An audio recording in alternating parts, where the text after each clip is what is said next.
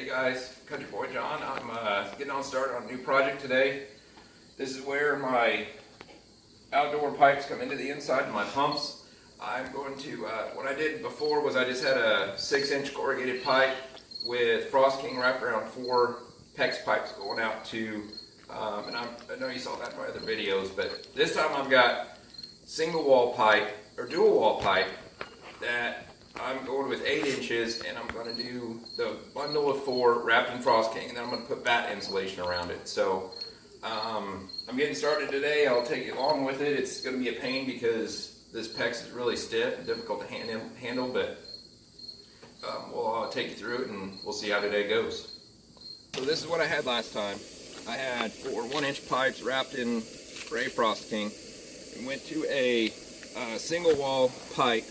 And that was basically it. I got these bundled together, and at the beginnings and ends I added the good stuff, but that's all that was there in between it. And the second snow hit this stuff, it just melted off. So I'm trying to do a little better this time. So my plan is this time is I'm going to come out of the same hole with a dual wall pipe, which is adding insulation, but I'll get to that in a second. Come out of the same hole, transition to an 8-inch with a reducer. And then in the 8-inch, I'm going to do the same thing I did before, the Frost King with the 4 pipes, and then I'm going to wrap bat insulation around that, bundle that all together, come down and hit an elbow, 45, and then turn into the 90 into the back of, right up into the back of the stove. So I'm going to cut this bell off. This will turn up into the back of the stove. So that's what I'm doing back here. Alright, so just a little aside, this is why I like the stainless steel bands over the copper bands. I don't know which one's cinch, which one's crimp, but these are the ones I use, and here's why. So this is the fitting from my last setup that I'm taking off and I'm redoing. So with the copper ones, I'm not aware of any way you can reuse these, but with these, you come in with the same tool that you used to put them together, and you go sideways on this little band.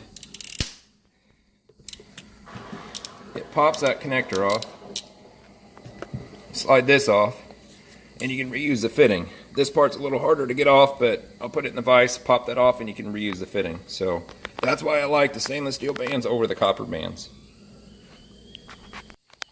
All right. Take this in and hold right there.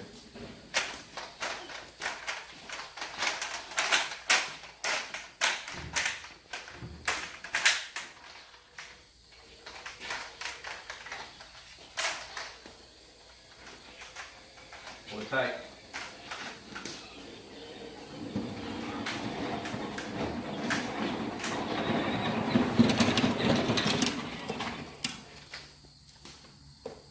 Ready? Mm-hmm.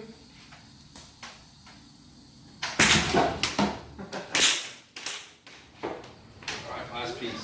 This should be 25 feet thick.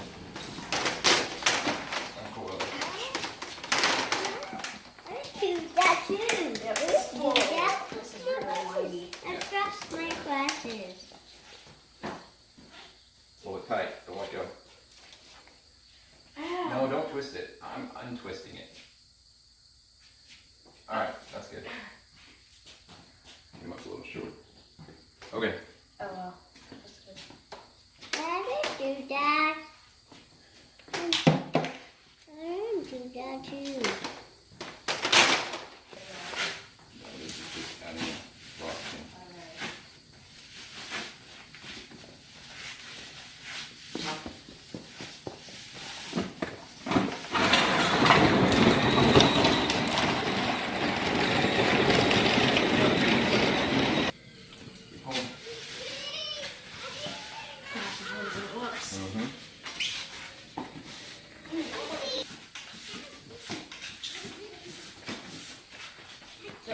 One more piece.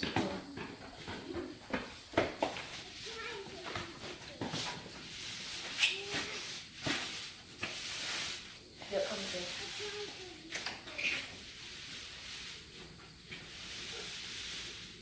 Here, hold this so it doesn't snap. There you go. Don't squeeze it. There. There. Alright, there's one coil. Alright, well, Well, we're done.